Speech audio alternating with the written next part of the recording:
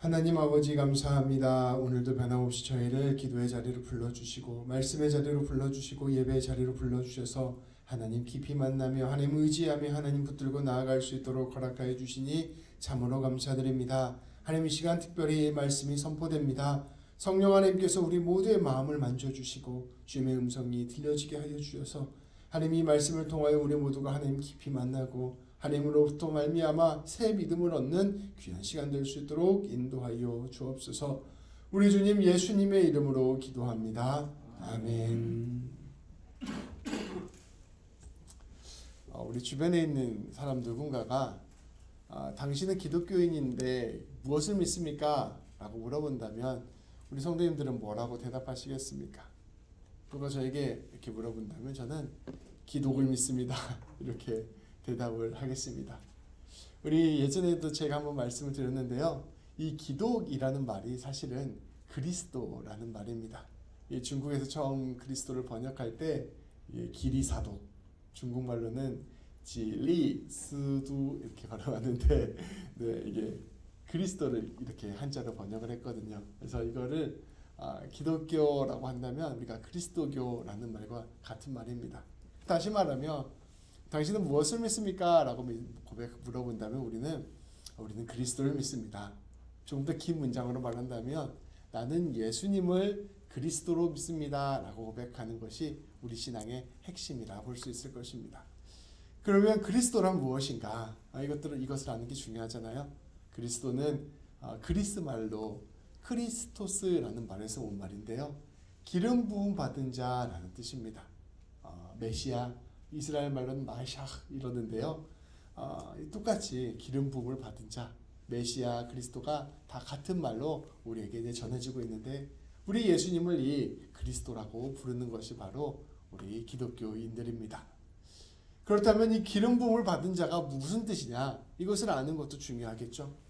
보시면 고대 사회에서 그리스도, 기름 부음 받은 사람이라는 것은 왕이나 제사장이나 선지자를 뜻하는 말이었습니다.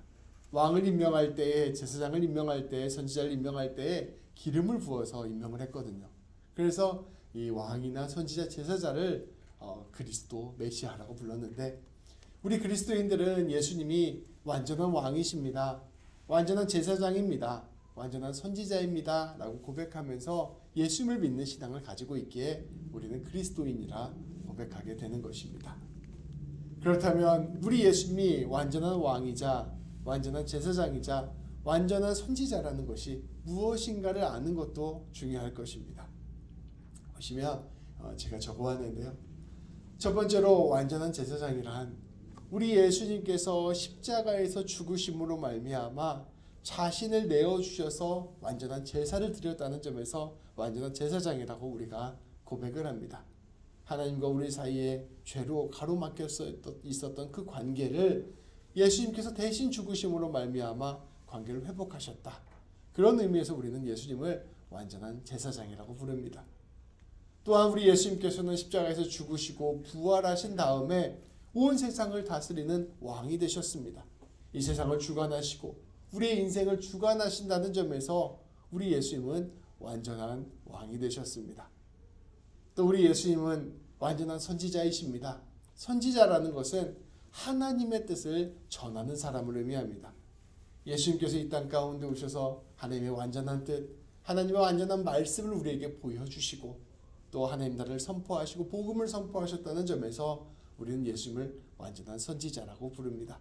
그래서 완전한 왕이자 완전한 선지자이자 완전한 제사장으로서 우리 예수님을 그리스도라고 우리는 고백하게 되고 그 예수님을 그리스도라고 고백하는 사람들을 그리스도인, 우리 기독교인이라고 부르게 되는 것입니다. 이게 나름 깔끔하게 설명한 교리로서의 기독교의 의미입니다. 이 교리로서의 그리스도의 의미예요. 그래서 사실은 제가 좀 간절히 바랐기는 우리 성도님들이 이걸 좀 외우셔서 이제 알고 계시면 좋겠다 이런 마음이 있어요. 근데 저는 알고 있습니다. 오늘 설교가 끝나고 돌아가시면 아무것도 기억이 안 날 거예요. 아마 다음 주에 제가 똑같이 해도 이게 처음 듣는 얘기다 이런 마음으로 아마 듣게 될 것입니다. 왜냐하면 이렇게 이제 듣고 한번 보고 알 수가 없는 것이기 때문입니다. 이게 한번 보고 한번 듣고 머리로 안다고 해서 알아지는 것도 아니기 때문입니다. 이게 우리가 그리스도의 뜻을 안다는 것과 실제로 내가 그리스도인이 된다는 것은 엄청나게 큰 차이가 있습니다. 오늘은 그것을 함께 좀 이야기를 나누어 보고자 합니다. 오늘 말씀은 아주 유명한 구절입니다. 우리 예수님께서 베드로에게 물어보십니다. 그리고 제자들에게 물어보세요. 너희는 나를 누구라 하느냐? 그때 베드로가 아주 명답을 대답합니다. 주님은 그리스도이십니다. 이것은 아주 딱 떨어지는 정확한 답이었어요. 이후에도 모든 그리스도인들이 고백하는 핵심적인 진리를 담은 말이었습니다. 그런데요, 놀랍게도 베드로는 예수님을 그리스도라고 고백했지만 자기가 고백한 이 말이 무슨 뜻인지를 알지 못했습니다. 오늘 제가 이 그리스도에 관한 설명들을 쭉 해드렸는데 이것을 교리적으로 다 안다고 해서 이게 진짜 무슨 뜻인지를 알지 못하는 것과 매우 비슷하게 베드로는 그 뜻을 알지 못했다는 것이죠. 베드로가 예수님이 그리스도입니다 라고 고백하는 그 고백의 뜻을 알지 못했다는 것은 그 이후의 장면을 보면 명확하게 드러납니다. 베드로가 주님은 그리스도입니다 라고 고백하니까 예수님이 엄청 칭찬해 주시면서 다음 이야기를 이어가십니다. 내가 이제 그 그리스도됨을 이루기 위해서 십자가에서 죽을 것이다. 그리고 죽고 사흘 만에 살아날 것이다 라고 베드로가 고백을 합니다. 예수님이 이야기를 합니다. 그러니 그때 베드로가 깜짝 놀라서 예수님에게 말씀합니다. 이게 무슨 말입니까? 그 있을 수 없는 일입니다. 예수님께서 십자가에서 죽으신다는 것은 결코 일어나서는 안 되는 일입니다 라고 고백을 하는 것이죠. 그랬더니 예수님께서 이야기합니다. 사탄아 물러가라. 이 베드로가 그리스도가 무엇인가를 전혀 알지 못하고 있다는 것을 그대로 보여주는 장면이 바로 오늘 말씀에 나타나는 장면입니다. 베드로가 그리스도가 무엇인지를 알지 못했다는 것은 무엇을 의미하는 것일까요? 사실은 베드로가 예수님을 따라다니는 데에는 이유가 있었습니다. 우리가 여러 차례 나누었듯이 베드로는 예수님을 통해서 자기가 원하는 것이 있었어요. 자기가 꿈꾸는 것이 있었습니다. 예수님께서 예루살렘에 올라가셔서 왕이 되시면 자기가 그 옆에서 왕과 함께 더불어서 예수님이 이루시는 나라를 통치하고 싶었습니다.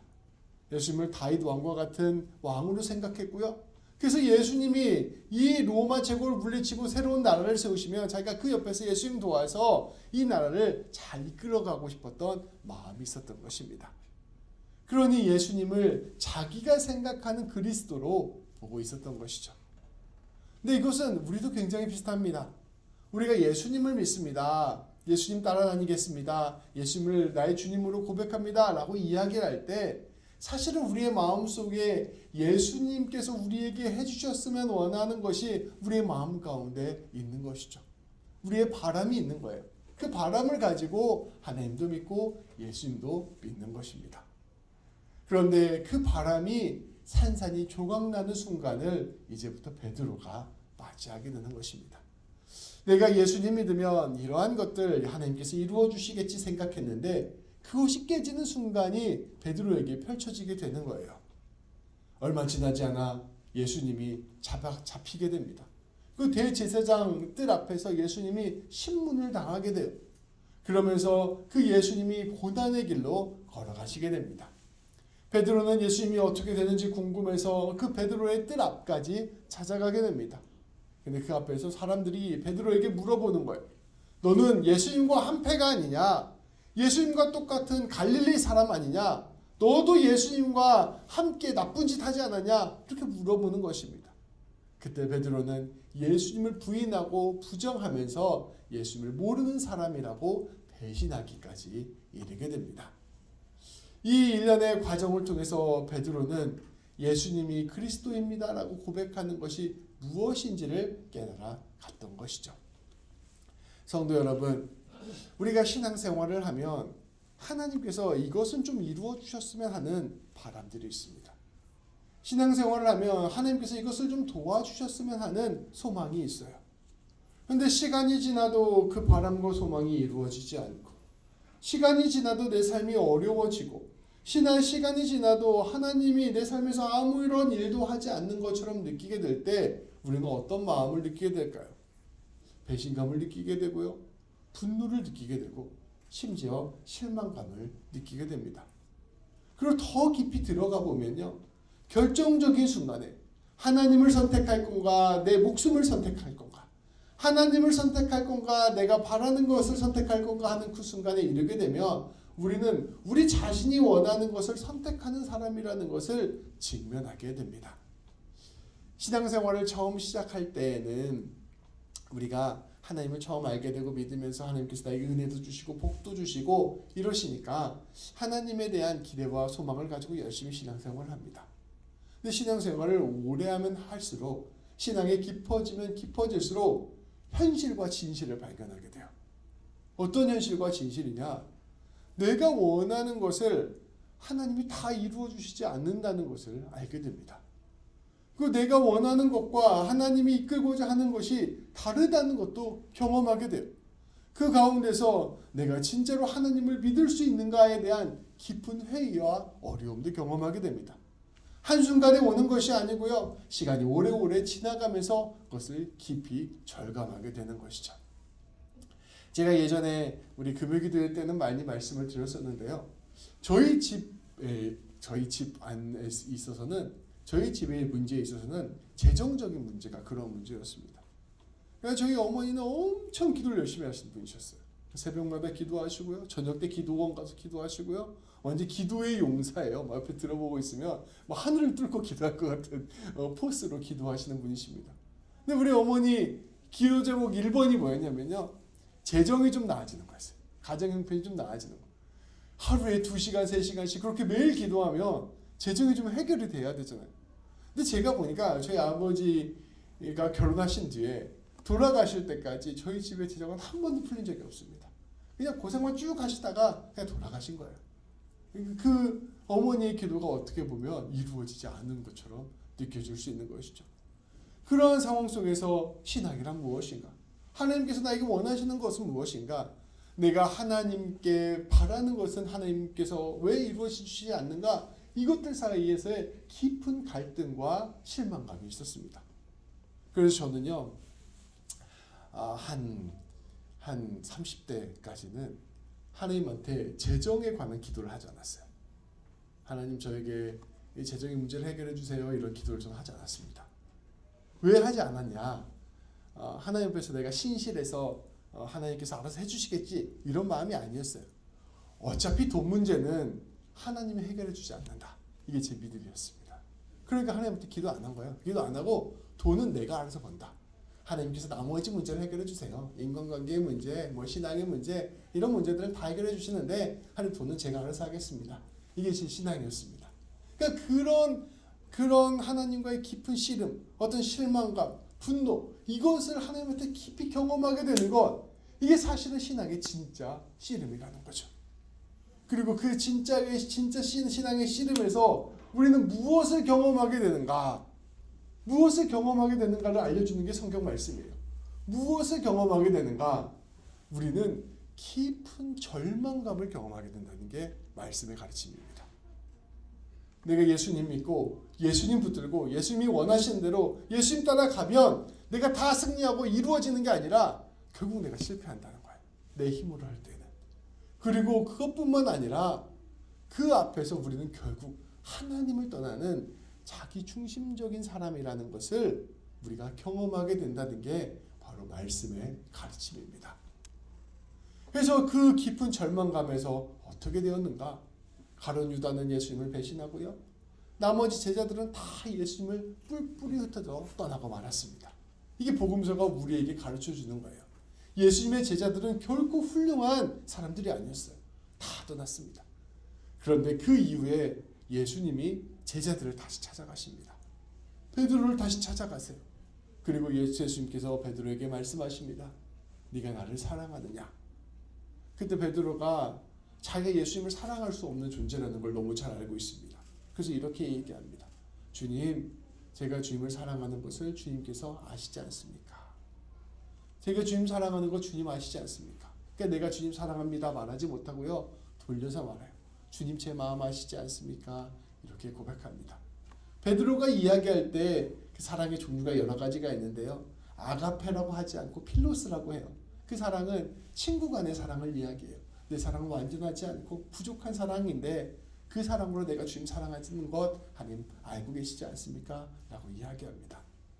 그 고백 가운데서 우리 예수님께서는 베드로를 위로하여 주시고 베드로를 품어주시고 그럼에도 불구하고 우리가 연약함에도 불구하고 우리가 부족함에도 불구하고 우리가 예수님을 배신하는 사람임에도 불구하고 우리가 결국 우리 자신에게 집중하는 사람임에도 불구하고 우리 예수님께서 우리를 여전히 사랑해 주신다는 것을 가르쳐 주십니다. 그리고 그러한 우리를 용서해 주신다는 것을 가르쳐 주시고요. 그러한 우리를 품어 주신다는 것을 가르쳐 주십니다.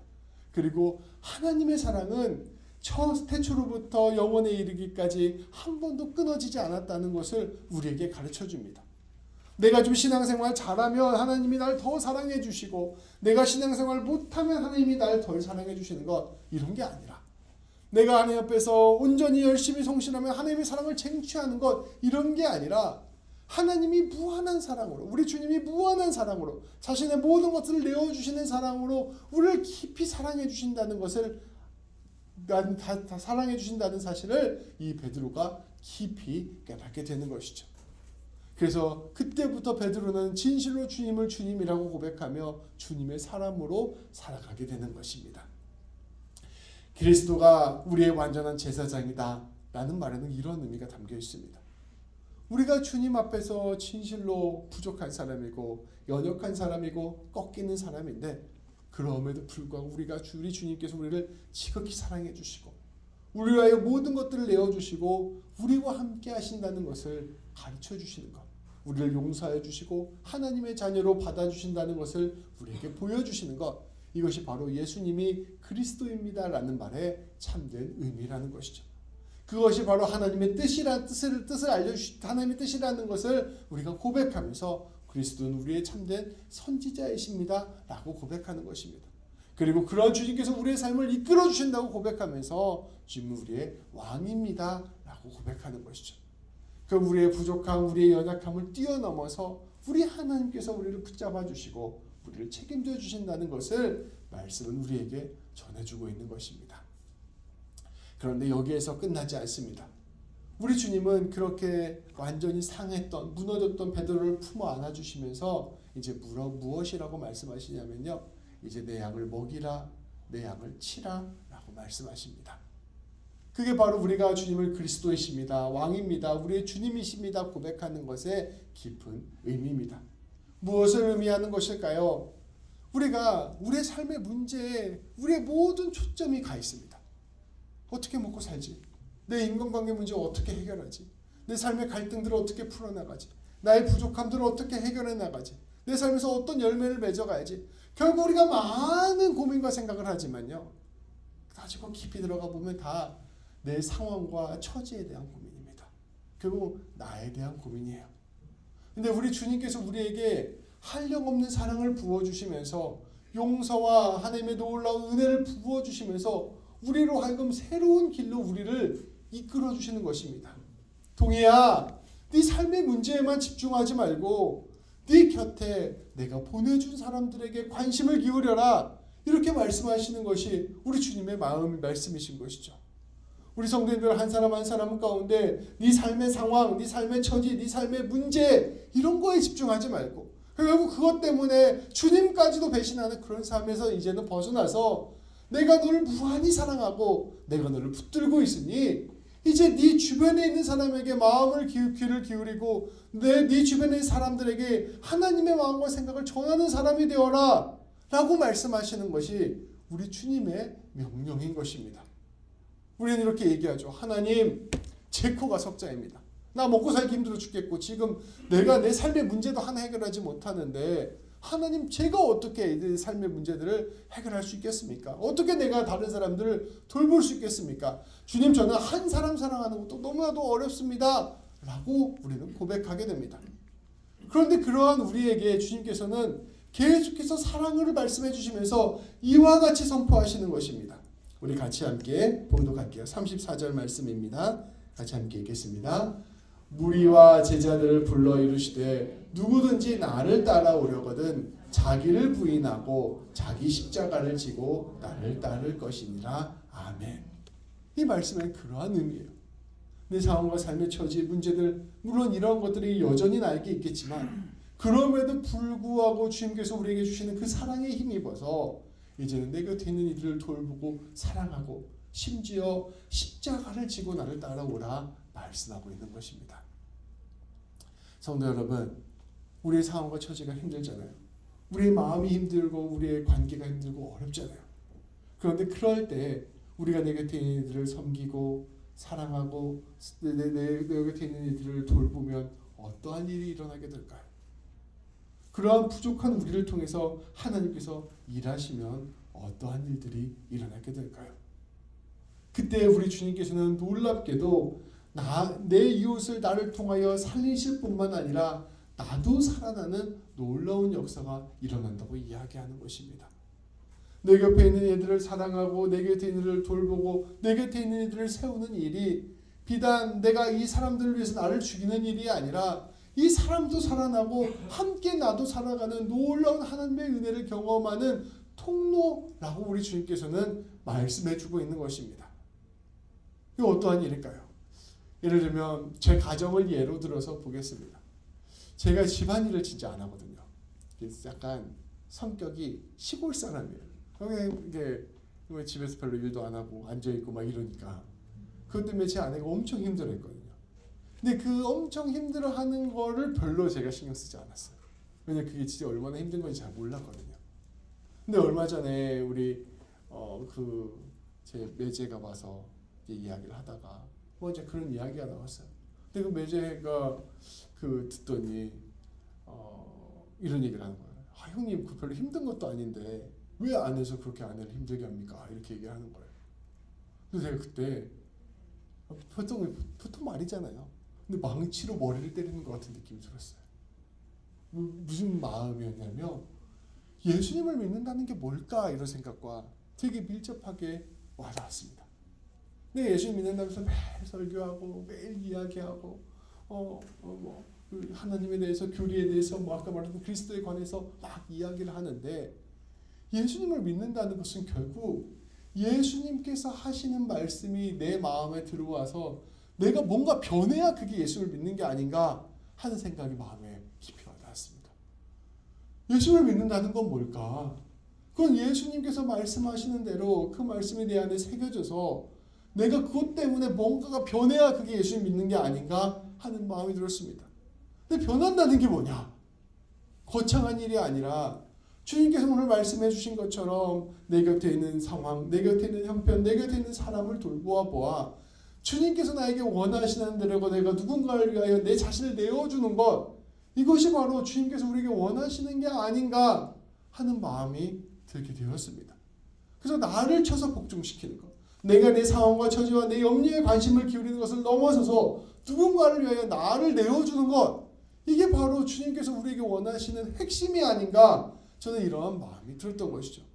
주는 그리스도이십니다. 살아계신 하나님의 아들입니다. 라고 고백하는 것은 예수님께서 제자들을 위해서 사람들을 위하여 자기 자신을 내어주셨던 것처럼 우리도 우리의 삶의 자리에서 아주 작은 것이라도 누군가를 위해서 내 자신을 내어주는 것이 바로 예수님께서 우리에게 말씀하시는 것 아닌가 하는 생각이 들었던 것이죠. 어려운 일이 아니에요. 이제는 내 일이 아니라고 생각했던 일들을 하는 겁니다. 내가 당연히 빨래는 우리 아내가 하는 거지 이렇게 생각했거든요. 근데 그때부터는 빨래는 함께 하는 거지. 빨래통에 빨래를 넣고 빨래를 돌리고 건조하는 거. 이게 바로 그리스도를 믿는 거예요. 다른 일이 아닙니다. 설거지가 있으면 쌓일 때까지 남기지 않고 열심히 설거지를 해서 아내가 일하고 들어왔을 때 설거지통 봤을 때 마음에 낙심이 가지 않게 만드는 것. 이게 바로 하나님의 사람이 하는 일입니다. 뿐만 아닙니다. 내가 직장 동료들과 내가 함께 살아가는 사람들 가운데 있을 때 내가 이 사람을 어떻게 보살펴 줄 수 있을까? 하나님이 나에게 맡겨주신 이 양을 어떻게 먹일 수 있을까? 내 상황과 내 처지에 집중해서 하나님도 원망하고 이웃도 원망하는 삶에서 내려와서 그래 주님께서 내 삶을 책임주시지라고 생각하고 내 곁에 있는 사람의 처지와 마음을 어떻게 헤아려 줄까? 내가 뭔가 도와줄 수 있는 거 있으면 도와주는 것. 이것이 바로 그리스도인들의 삶이라는 것이죠. 그렇게 우리가 작은 씨앗이 심겨졌을 때 그게 30배, 60배, 100배의 결실을 맺게 되게 되어지고, 그렇게 우리의 마음을 진실되게 내어드렸을 때 주님께서는 그 작은 보리떡 5개와 물고기 2마리로 5,000명을 먹이는 역사를 이루시겠다고 말씀하시는 것이 바로 예수님이 우리에게 가르쳐주시는 가르침의 핵심이라는 것입니다. 그래서 우리가 그리스도인이라는 것은 무엇일까요? 말씀을 정리하고자 합니다. 우리가 예수님을 그리스도인이라고 말하고 내가 기독교인이라고 말한다는 것은 무엇을 뜻하는 것일까요? 그것은 내가 바뀌는 것을 의미합니다. 내가 달라지는 것을 의미해요. 무엇으로 달라지는 것이냐? 베드로의 옛날 모습처럼 내 상황과 처지, 내 삶의 고민, 내 삶의 목표만을 바라보는 것에서 변해서 내 주변에 있는 사람들을 먹고 마시고 치는 삶으로 달라지는 것을 의미합니다. 내가 내 삶을 주님을 통하여 무엇을 이룰까를 생각하는 삶에서 주님께서 나에게 원하시는 것이 무엇일까? 주님께서 이 가정 가운데 나에게 원하시는 것이 무엇일까? 주님께서 내 일터 가운데 나에게 원하시는 것이 무엇일까? 주님께서 이 교회 가운데 나에게 원하시는 것이 무엇일까를 생각하고 거기에 내 발을 한 걸음 내딛는 것, 이것이 바로 예수님을 믿는 것입니다. 주님 앞에서 내 삶이 달라지는 것, 이게 바로 예수님을 믿는 것이에요. 우리 귀한 성도님들이 이 말씀을 깊이 묵상하면서 주님, 제가 주님 앞에서 무엇이 변화되어야 될까요? 내가 무엇이 주님 안에서 새로워져야 될까를 다시금 물으시고 주님 앞에서 온전히 주님의 뜻을 이루어가는 놀라운 사람들 되기를, 그래서 모든 교회 반석이 된 이 베드로와 같이 수많은 사람을 살리고 생명을 살리고 가장 귀한 복과 은혜를 누리는 우리 모든 성도님들 되시기를 우리 주님의 이름으로 축복합니다. 기도하시겠습니다. 하나님 아버지, 감사합니다. 하나님, 우리가 하나님을 믿는다고 이야기하는데 하나님, 결국 하나님을 믿는다고 하면서 하나님께 우리가 간절히 바라는 것들, 원하는 것들, 우리가 꿈꾸는 것들만 주목하여 바라보는 그러한 삶을 살아가지 않았나 되돌아봅니다. 하나님을 믿는다고 하면서 결국 그 하나님 안에서 우리의 깊은 관심은 우리의 상황과 처지, 우리의 염려, 우리의 고민, 우리의 아픔, 아버지, 우리의 낙심된 모습만 있지 않았나 되돌아봅니다. 주님, 물론 주님께서는 우리의 모든 상황과 형편을 아시는 분이시고 우리의 마음을 아시는 분이시고 우리의 염려를 아시는 분이시고 우리의 삶의 고민들을 아시는 분이심을 고백합니다. 주님은 우리의 모든 것들을 만져주시고 치유하시고 회복시켜주시고 우리를 책임져 주시는 분이심을 또한 함께 고백합니다. 그러나 주님, 우리가 그러한 신앙에서 더 깊이 들어가 우리 주님께서 우리에게 진실로 이끌고자 하시는 그 길을 발견할 수 있도록 인도하여 주옵소서. 아버지 안에 우리 주님이 우리를 얼마나 사랑하시고 얼마나 귀히 여기시는지를 깨달았다면 하나님, 우리 주님께서 우리의 삶 가운데서 우리가 이루고자 하는 삶에 우리가 마음을 기울일 수 있도록 도와주시고 주님의 부르심에 따라 주님의 명령에 따라 우리의 삶에서 우리가 할 수 있는 주님의 사랑을 전하는 모든 삶이 될 수 있도록 인도하여 주옵소서. 내 곁에 있는 이들의 아픔에 관심을 기울이고 내 곁에 있는 이들의 아픔에 상처에 우리가 함께 도와주며 하나님의 놀라운 은혜와 사랑 안에서 우리가 굳게 서는 우리 모두가 될 수 있도록 인도하여 주옵소서.